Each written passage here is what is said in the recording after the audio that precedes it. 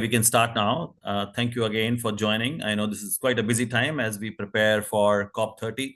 And for us, this is quite an important webinar where we would like to report back on what really happened at the IUCN World Congress and how we got the motion 042, and we'll talk more about it. So basically, we'll be talking about what happens after this motion and how it creates a pathway for a fossil fuel non-proliferation treaty, and how the decision really impacts the work that we are doing on fossil fuel phase out. As you know, that at the IUCN World Conservation Congress, members made history by adopting the motion 42.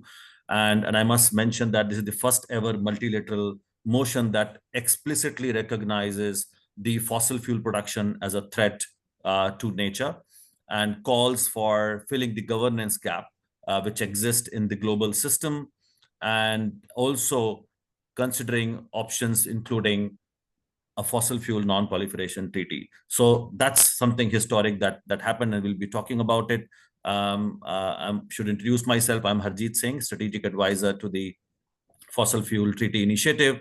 And with me, we have Fernanda Carvalho, who is the head of policy, climate, and energy practice at WWF International. We will also have recorded statements from Minister Ralph Regenwanu from Vanuatu, because the timing was not very conducive for him. And our ally and the co-sponsor, BirdLife International, again, Kathy Lee, who also shared her words, which we'll be playing for you. And then we'll have also some space for Q&A.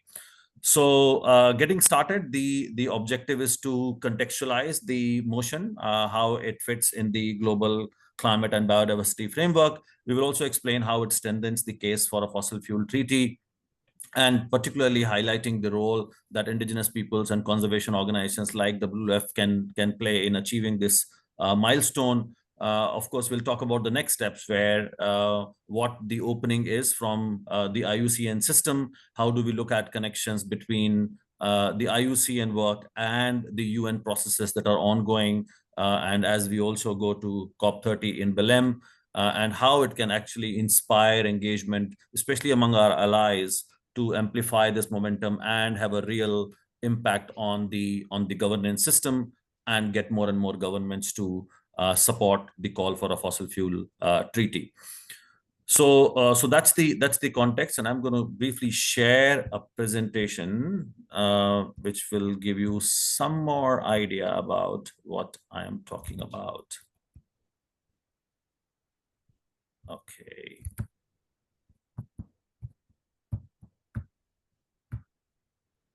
I hope you can now see the screen.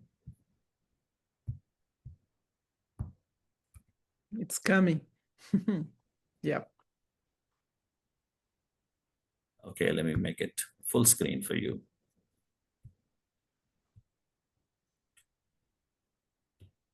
Okay, so a little bit about the IUCN. You know, it's the world's largest and most diverse global environmental network. IUCN is a membership organization bringing together 1,400 governments, indigenous peoples organizations, and civil society organizations. And if you don't know, IUCN, there could be more members from a country. There are specific departments who are pretty much engaged in the conservation work. And these motions guide IUCN's policies and programs and influence third parties. It also set the benchmark and contribute to setting the international conservation agenda. And when we talk about conservation, we always refer to these standards and benchmarks that IUCN sets. We had submitted a motion early this year. The motion was about addressing the climate and biodiversity crisis through fossil fuel supply side measures and a just transition. It's a great opportunity for us to engage with the IUCN system.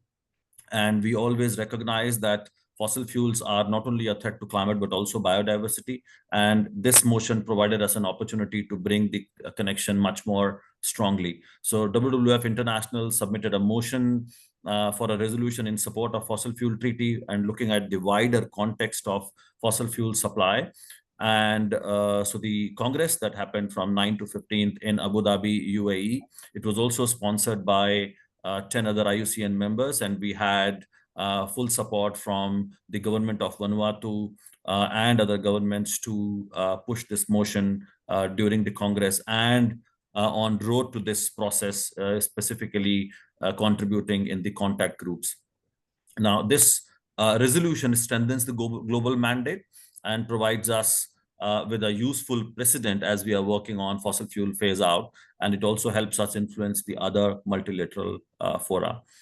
Just to share with you who introduced, so WWF International was the lead sponsor. It co-sponsored by COICA, which is an indigenous network. We also had BirdLife, International Bela from Bangladesh, SOTSIL, NRDC, Climate Action Network Tanzania, CBD, World Life Conservation Trust, Conflict and Environment Observatory, Nature, Sky, and rest I can't read, and Exploralize. Now, what does motion really say? So the motion acknowledges the urgent gap in the international governance of fossil fuel production. Again, I must emphasize that the Paris Agreement looks at emission reduction, but not addressing the supply side gap. Neither the convention did nor the Paris Agreement. And that's exactly the reason we have this call for a fossil fuel treaty. We always emphasize that we are not really dealing with the supply side problem. And that's why this motion also looks at the fossil fuel production and encourages states to explore a variety of instruments that can fill this gap, and explicitly naming a fossil fuel treaty. And that's what this motion acknowledged, and also talked about fossil fuel phase out, mentioning coal, oil, and gas, and stopping new extraction, and emphasizing a just transition for workers and communities. One very important thing that happened, and I'm sure Fernanda would like to emphasize when we talk about the next steps, is how this motion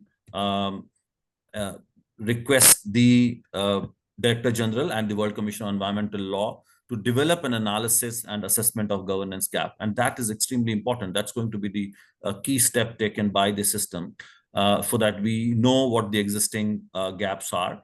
And then we also analyze the relevance, importance, and complementarity of the Fossil Fuel Non-Proliferation Treaty Initiative.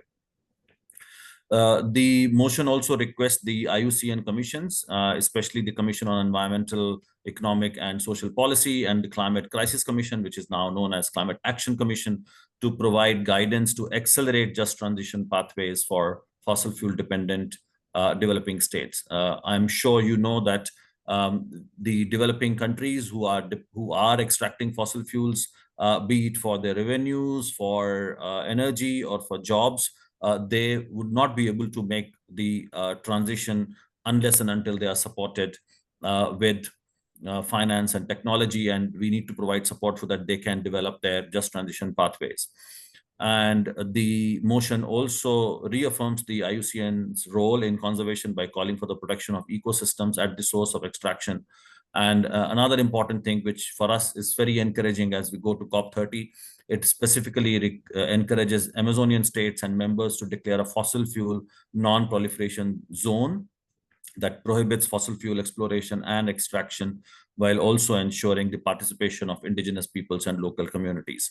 And this is not just limited to Amazonian states. It's going to inspire many more regions to adopt similar practices and policies. Now, in terms of result, which has been very encouraging for us, if you look at more than 80% of states, so category A belongs to the states, governments, and governments have various agencies who are members of IUCN. So over 80% of state votes have gone in favor of the motion. And so out of that, and then you can see rest 20% either abstained or said no. And when you look at indigenous peoples organizations and the civil society as members, which is category B and C, close to 95% of votes went in favor of the motion, which clearly shows that there's an overwhelming support for such a motion to identify the governance gap and also take action to address it, including through fossil fuel treaty. Of course, we need to do a lot more work with the governments who need more information and push from us. I think I can stop here. We can talk about what matters, and I would like to hand over to Fernanda to talk about how it matters, and then she can also refer to the broader context and especially the work from WWF, which is in number of countries working on this interface between climate, biodiversity, and fossil fuels. I'll hand over to you, Fernanda.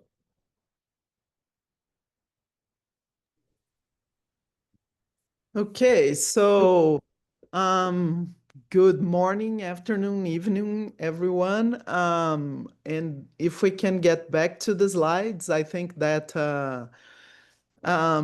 yeah, it's really important that an institution like IUCN supports the Fossil Fuel Non-Proliferation Treaty, because IUCN is very, very important for some countries. And as Harjit mentioned, we had lots of countries voting for the motion.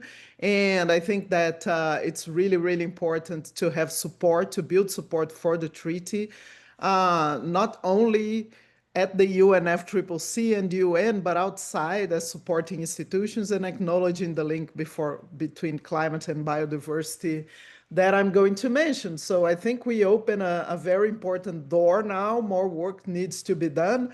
But we want one example of the power of the IUCN is the World Health Organization, and IUCN becoming the first environmental focused multilateral, no, not the sorry, the World Health Organization, together with the World Health Organization and the European Union, IUCN also being supportive at some level of the fossil fuel treaty. So I think that on the road to COP, and also before this conference that Colombia is calling for on fossil fuels phase out, I think this is a very, very important and timely step. And I wanted to show you how. So maybe now I can project my slides. Harjit, if you can stop sharing, and then I can share. So I wanted to build a bit upon why IUCN supported, not IUCN supported the motion, and why WWF proposed the motion. So this is if you recall this image, if you follow the IPCC, this is an image that IPCC produced in their last report, the sixth assessment, of how climate change is going to affect people. So people who were born in the 1940s will face temperatures up to 2 degrees higher. People who were born in the 80s and will be 80 in 2060 will be at a range of 3 degrees of temperature higher. And people who are born in 2020, if they make it to 80, they will be up to 5 degrees of global warming if things continue as they are. And we try to do the same for biodiversity. So we are showing here the impact on species. And I think the most important, or the most compelling one, is the bottom one, which is marine corals. As you can see, in 2020, we are already almost done with corals. And that was also highlighted by the recent report on tipping points. And after 2050, all the warm water corals disappear, but in the very low warming scenarios, so which are getting more and more unlikely to be reached. So what we want with this graph is to show that climate change is not affecting only humans, but severely affecting biodiversity. And I think that was a compelling argument for the IUCN to approve the motion. So next slide, please. Oh, I'm sharing. Sorry about that. Okay. And the rationale behind the motion is, of course, a vicious circle. Climate change causing biodiversity loss through temperature rise, extreme weather, sea level rise, and habitat destruction, and biodiversity loss also fueling climate change. So those are twin crises, because the biodiversity loss also weakens natural carbon sinks, and the IPCC report has shown very clearly that those those carbon sinks are losing their power to absorb carbon, which is something we need more and more in this to address this crisis. So we also did this because it affects WWF mission directly. Because if we want to stop the degradation of the planet and build a future which humans live in harmony with nature, we want to conserve the world's biological diversity that's threatened by climate change, directly fueled by fossil fuels. We want to ensure renewable resources, renewable use of resources, and of course, renewable energy is a key part of those, and promoting the reduction of pollution and wasteful consumption. So the science tells us that fossil fuels are driving climate change and biodiversity loss. Why not address this? I think it's actually timely that we do. Fossil fuels are, of course, the largest source of greenhouse gas emissions. The IPBES, the International Panel on Biodiversity and Ecosystem Services, has also spotted that climate change is a key driver of ecosystem collapse and also fueling other drivers. And there is new science pointing out that climate change might in 2050 become the number one driver of biodiversity loss. The world is still planning fossil fuel expansion beyond 1.5 targets. We would need to have no new oil and gas fields to avoid overshooting 1.5, and fossil fuels having direct and indirect impacts on biodiversity, as I already showed you. So with this, the key takeaways that I wanted to highlight here is that fossil fuel phase out is essential to biodiversity protection. That's one of the reasons we are very, very happy the IUCN started to engage in this discussion. As I mentioned before, there is evidence that climate change will be the top driver of biodiversity loss by mid-century. Fossil fuel supply side action is overdue, and we see this motion becoming a resolution as a crucial step for aligning the climate and biodiversity agendas, and of course for IUCN to address a root cause of biodiversity loss. And I would like to end here with a call to action, because if you are members of the IUCN, there is a way of you to participate and contribute. As you know, as Harjit mentioned, the motion is calling for an analysis of the complementarity, importance, and relevance of a fossil fuel treaty, and it's calling for the Director General and the World Law Commission, the IUCN Environmental Law Commission, sorry, and it also calls the Environmental Law Commission and the Climate Change Commission to provide guidance on just transition pathways for developing countries. So in discussing this analysis and also this guidance, there is a way for you to engage if you're members of the commissions. So my call to action is for you who are not members yet, but are members of the IUCN, to join this commission and help us move this discussion forward within the IUCN. So I think that's it on my side, Harjit, for now. Over to you. Thank you. Thank you very much, Fernanda.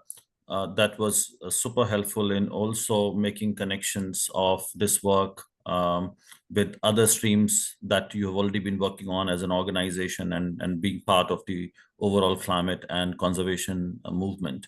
I can share a slide on what it means for the fossil fuel treaty, but I'm wondering, Becca, it will be useful to first hear from Minister Ralph Regenwanu from Vanuatu, who has been a huge supporter representing the government. He has a video message for us, and which he recorded after the motion was passed.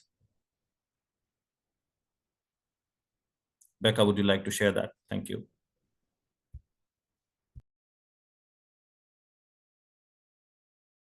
Can everyone see it? Yes, we can Today see.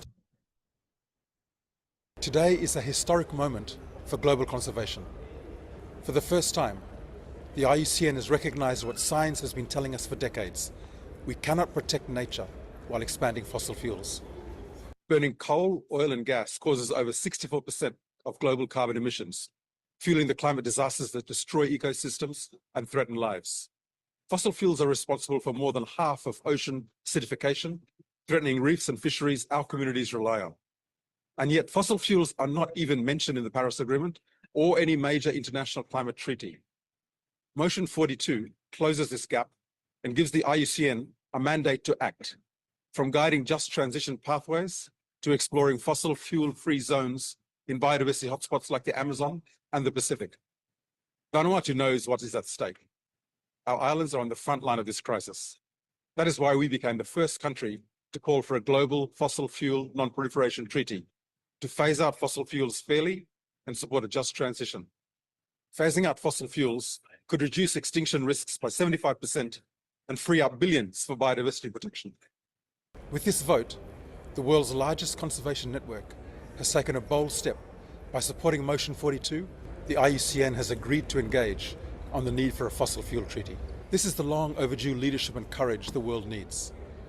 After the recent ICJ advisory opinion, governments know they have a legal obligation to prevent climate harm. The Pacific has long been calling for a just and equitable phase-out of coal, oil and gas because our survival depends on it.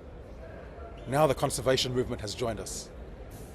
This signals a new surge in momentum, and we will carry it forward to COP30 in Belém and beyond until the world delivers a fast, fair and funded transition away from fossil fuels. Our collective future depends on it.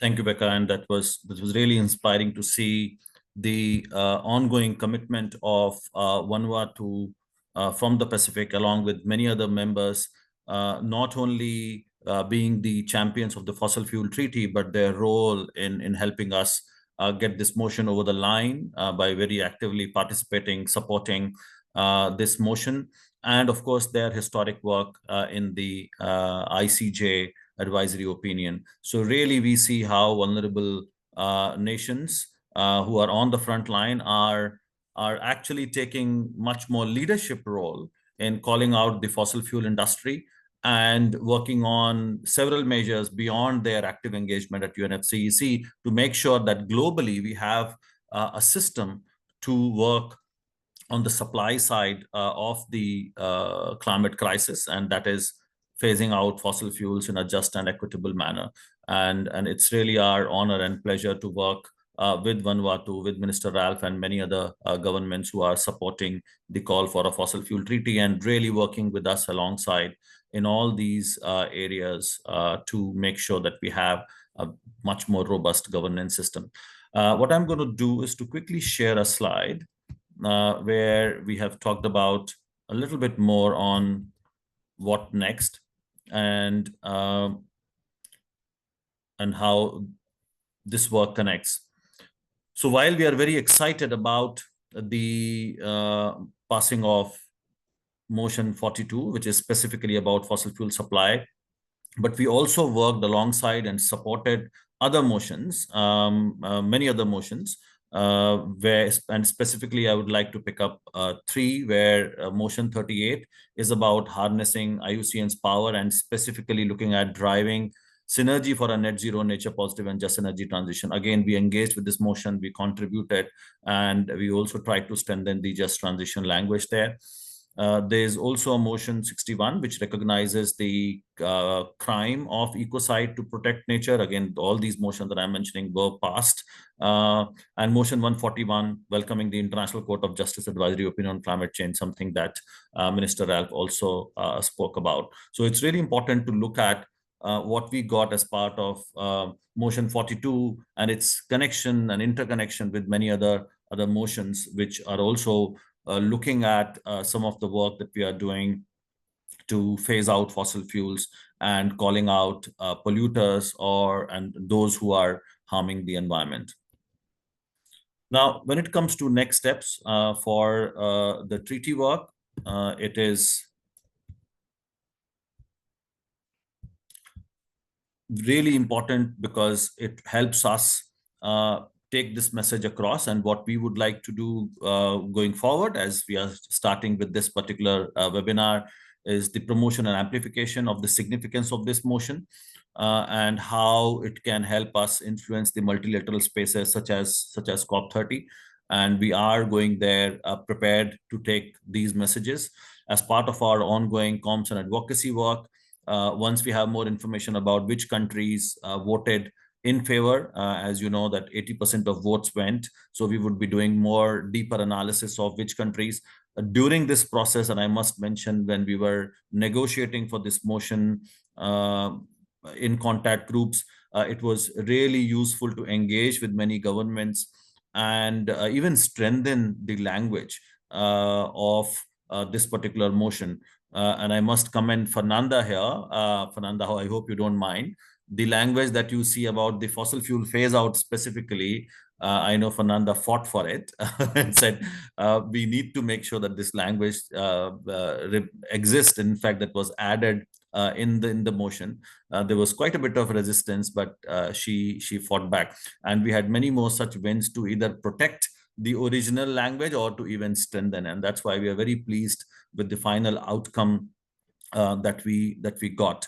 And as I mentioned earlier, we recognize and acknowledge that this is the strongest language that we have got on fossil fuel production, and specifically what Fernanda was also underlining, how this actually instructs and engages with the Director General, with the IUCN system to now assess those gaps, and that is an important part with the existing IUCN commissions, and some of us do very closely engage. WWF climate head Manuel chairs the IUCN commission called Climate Action Commission, which I'm also part of, and my colleague Rachel along with Kumi. So we will be acting in that commission as members, and really will be pushing for that. I see Fernanda's hand. Fernanda, please go ahead.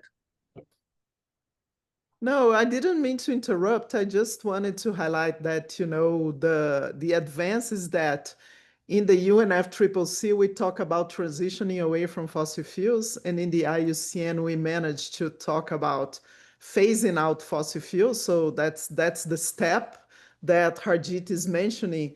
And something I forgot to mention, but I highlighted on the chat, is that, I made this call to action for organizations and people to engage in the commissions, but states are also members of commissions. So if you're reaching out to states to really engage on those discussions and pushing them is also a way to contribute. Over to you again, Harjit. Thank you.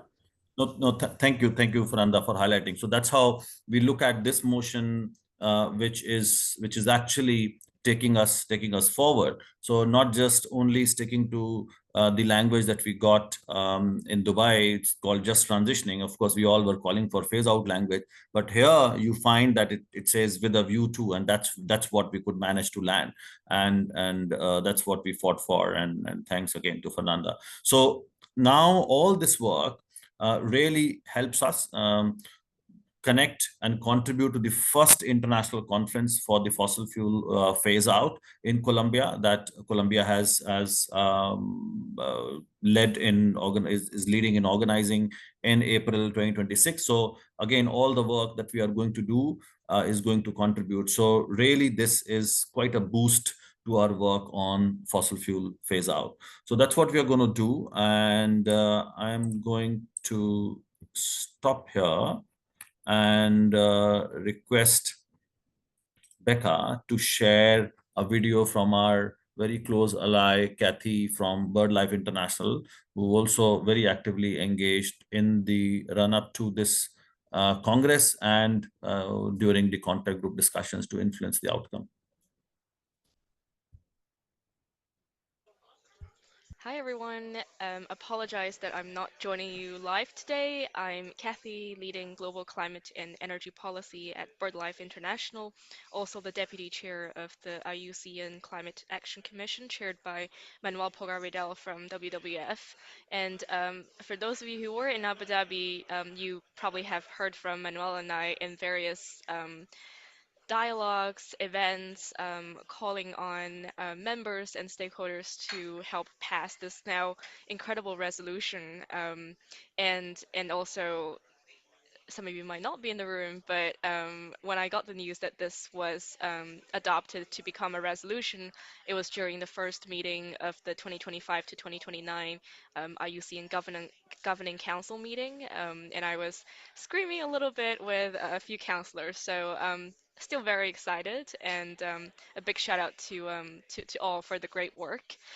It was really awesome to also join the last webinar of the treaty initiative around this resolution, then Motion 042, ahead of the very fruitful negotiation we had at the Quadrennial World Conservation Congress in Abu Dhabi a few weeks ago.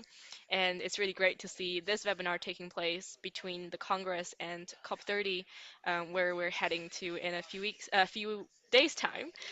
For those of you who might not engage with IUCN closely, um, I'm sure that many of you know that it is a multilateral organization, and the Climate Action Commission, first known as the Climate Crisis Commission, was established at the last Congress in Marseille in 2021 as the only commission that's established in this century. And I think the commission and this resolution are two fantastic examples of the role of IUCN as a multilateral organization on climate, nature, energy nexus. And of course, many of you know that IUCN has members who are member states, so governments, and non-state members, and both with voting power at the Congress. And I'm sure that other speakers will share more details around what was mentioned and adopted in this very historic resolution. Um, Reflecting on time we had in Abu Dhabi and in the lead up to that, I'd say that no negotiation is easy, and the adoption of this resolution really demonstrates the growing and I would say unprecedented attention from all groups of stakeholders on the link between climate and nature and energy, from multilateral policy to local action. And it demonstrates the commitment and the recognition of the urgency of the crisis within and outside of the union, and also showing that the will and that we have the solutions if we change the system in a fast and equitable way. Um, and I think that the treaty initiative team really deserves a massive shout out for all the fantastic work since the idea about this motion came about. That was 18 months ago. And also thanks to the leadership of WWF, the government of Vanuatu, and the support of many state and non-state NGO members, and also many allies within and outside of the union. For example, the government of Australia, the government of France, and many others. We were able to pass this motion with over 100 positive votes from government agencies, and it was a fantastic experience negotiating this myself together with Fernanda, Harjeet, and the team. And apologies that you won't be able to hear all the fun details about the origin story of the ideation of this motion, and many fun stories that I'm sure we'll get to share one day. But I think it's fair to say that this resolution is a milestone for IUCN and, of course, much beyond. This is the strongest multilateral decision on fossil fuels in our human history, and it does set the bar for what other multilateral processes could and must deliver, with over 100 government agencies calling for the phase out of fossil fuels in this resolution, and the potential of a fossil fuel non-proliferation treaty. And I think all of us have the responsibility and the opportunity to build on this progress in both global, national, um, policy and implementation around energy, around environment, around development. And for those of you who are members or engage with the union itself, I think it's our collective responsibility to ensure that the implementation of this resolution um, is supported and led by all constituents across the IUCN, which includes the 7 expert commissions, various secretariat colleagues, and of course the members of IUCN, which includes states and non-states members. And I'm sure Harjeet and colleagues will share more about what we expect and call for in the lead up to COP30. I think looking forward, there's a lot of exciting progress that could and should happen in the coming weeks in Belen, but also much beyond, and knowing that it's going to be a very exciting year coming up in 2026 with the COPs of the Rio conventions on climate, biodiversity, and land, and many other exciting progress. So really looking forward to seeing some of you in Belen in the coming weeks, and very excited to also see more progress globally and locally, building on this fantastic resolution and the incredible work by everyone.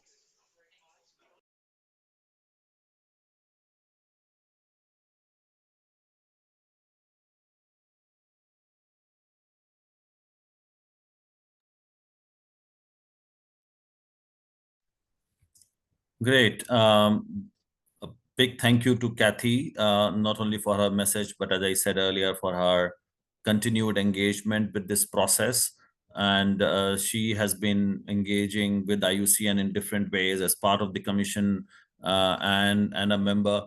And we always look to her um, inputs and guidance and insights on how this process works. Because for us, it was the first time we were engaging so intensively with the IUCN, and we had a very sharp learning curve. So it was great to have people who knew the system much better and had those insights. And of course, we look forward to working with her and many more members. And WWF, of course, is a veteran in this space, so who is leading this particular motion. And as we shared, Fernanda and I have emphasized that the work actually begins now. So we have got the recognition of it, and we've got a mandate to do the assessment. So now it's about our engagement phase 2, where we are going to be working with many more commissions and the Director General's office and look at what the next steps are. So really looking forward to your engagement, to whoever is the member of IUCN, but also helping us making connection back home with their governments, with civil society, so that we can look at, because the mandate goes beyond what IUCN does. It's really looking at the entire system. So really there is a great opportunity to continue to engage and have a real impact. Any other comment, Fernanda, or I open the floor? No, I think happy to respond to any questions, if any.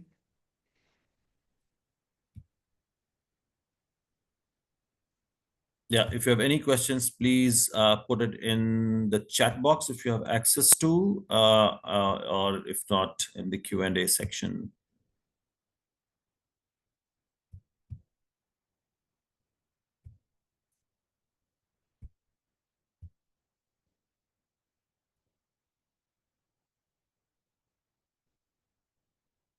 Any question, comment, please feel free.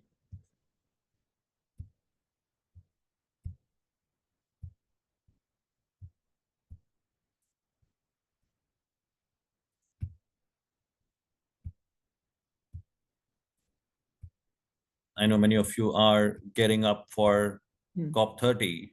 So if you would like to share anything that you would like to do at COP30, which has a connection with this motion, if you want to talk about your existing work on fossil fuel phase out, and you see how this particular motion really helps you demand much more concrete action at COP30.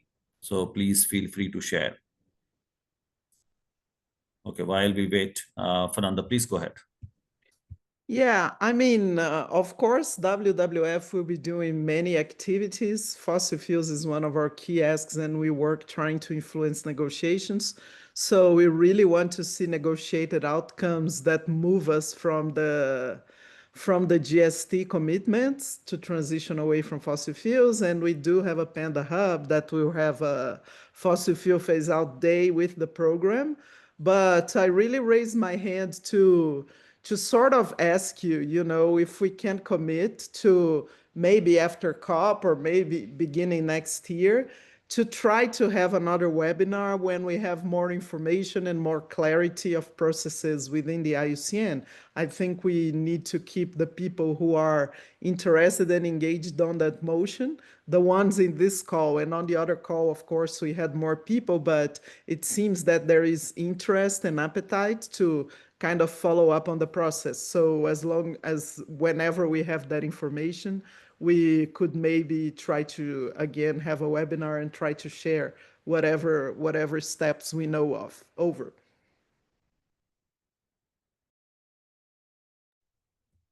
Thank you so much, Fernanda. And very keen to look at the next steps when we have a little bit more clarity next year. But we know broadly where we are going to engage. And since you talked about COP30, I would also like to share some of the work that we are going to do as the Fossil Fuel Treaty Initiative. We are going to have senior officials meetings and a ministerial. So our continued engagement with the governments who are already the participating nations who are crafting the treaty. We are also working closely with Colombia, and we know that there's going to be a declaration related to fossil fuel phase out coming out at COP30. Of course, we would continue to amplify the ICJ decision that specifically refers to fossil fuel production, consumption, licensing, and subsidies. So there's some very, very strong language that we have got. We are also working very closely with the Amazonian groups. I'm sure that's the case also with WWF and many of our allies to declare Amazon as a fossil fuel non-proliferation zone. And this particular motion specifically refers to that. We are also welcoming, and if you have not seen our social media, you can check. We are celebrating the launch of the Journey Fund, which really aligns the finance and investment towards a global just transition and equitable fossil fuel phase out by prioritizing countries who have called for a fossil fuel treaty. So this particular fund is going to bring more investment to those countries who have shown commitment to phase out fossil fuels. And we are also very excited about the announcement of the first international conference for phase out of fossil fuels from Colombia. And all this work, as I mentioned earlier, is going to help us feed into that work. So Colombia's declaration to bring many countries together in April 2026 is going to be another step forward. And we are also working very closely with our allies in Climate Action Network and DCJ, Demand Climate Justice, to call for establishment of BELEM Action Mechanism, we call it BAM, to unite Global North and Global South under the Just Transition Work Program.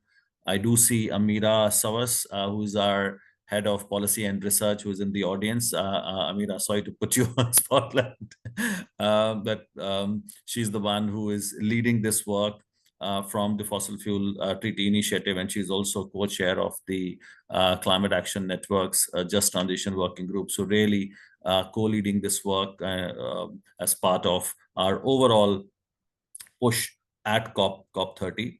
And okay, this question in the chat. Let me say the last bit. And we are also working with high ambition countries to fast track a fair, financed global transition through a fossil fuel treaty. So really, we have a number of engagements at COP30, and we'll be working closely with our allies there. Okay, I see questions. Okay, there's a comment. Thanks for very informative session. How do we achieve more implementation? How can we really prevent fossil fuel expansion? Does it help if individuals endorse the treaty, or is it aimed at government? Let me respond to your second question first. Yes, absolutely. You can also endorse as an individual. So we have 1 million individuals who have endorsed and are calling for a treaty. So please join that group of million people who are very supportive of this initiative. And we would love to have your support. And of course, with your work as an individual or as part of your organization, if you're working with your respective government, please share where are you from. You can also encourage them to engage with the Fossil Fuel Treaty Initiative and join this campaign. And very importantly, you said how we prevent fossil fuel expansion. In fact, if you allow me, I can share a slide which, especially for people who are new, I hope you're able to see it.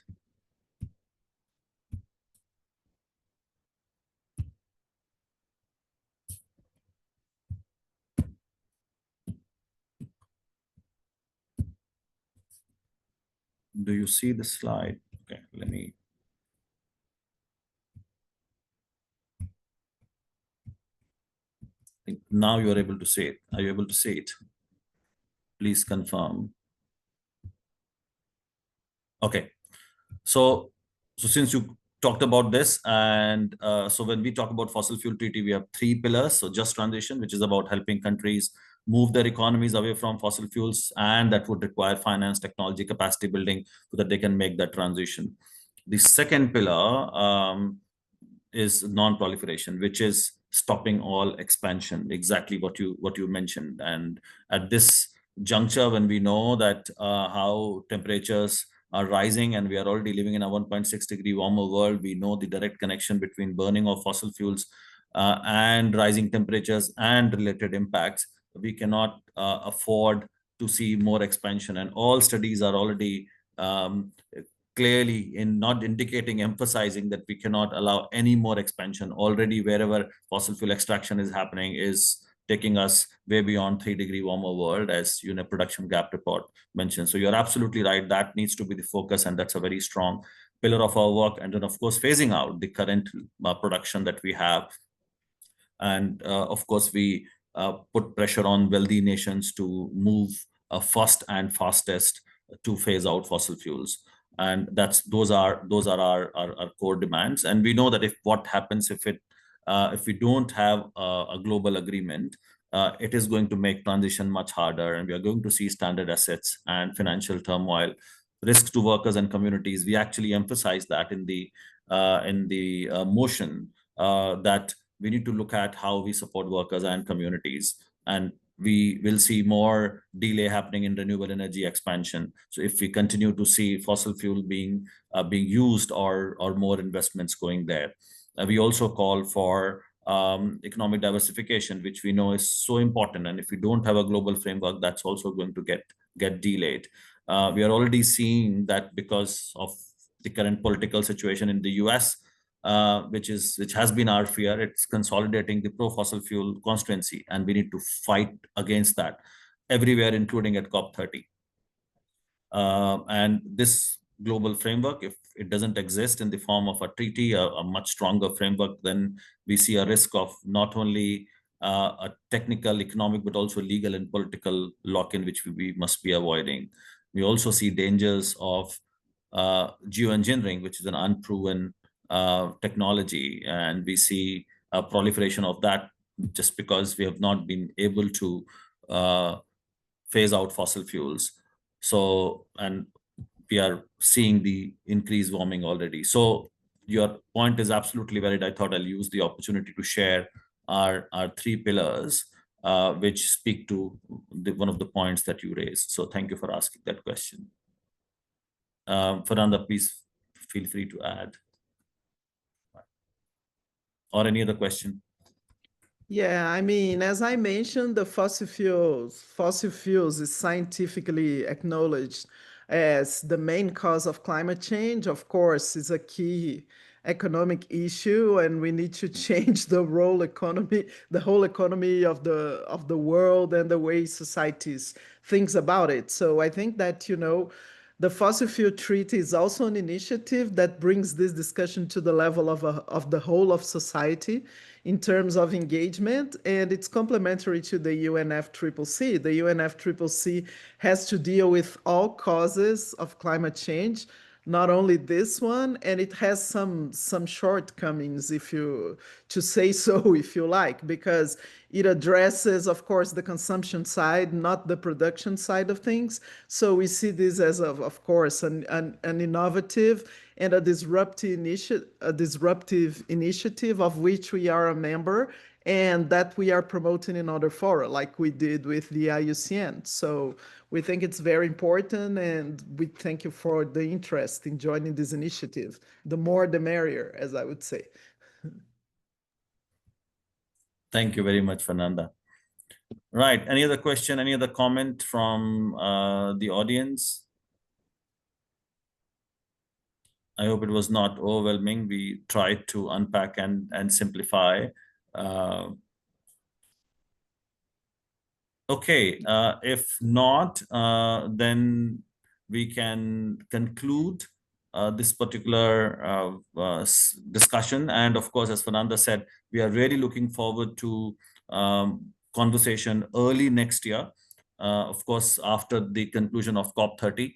And we will have a lot more clarity also from the IUCN system on what the next steps are and how we can engage and what the timeline is. So we'll come back to you with a proposed plan of engagement, and we would be reaching out to you again as we got your support in the first round of achieving this landmark or a milestone, and a new journey begins. And we would love to work with you now to make sure that the decision that we got has a real mark in terms of doing the assessment and influencing the system and calling for a treaty. So that's our next step. So thank you again for joining and being with us on this journey, and really hope to engage with you. Last words, Fernanda. Enjoy this 5 minutes of your life back wisely. Thank you so much. Thank you so much, and hope to see some of you in Belen. Bye. Take care. Bye-bye. Thank you.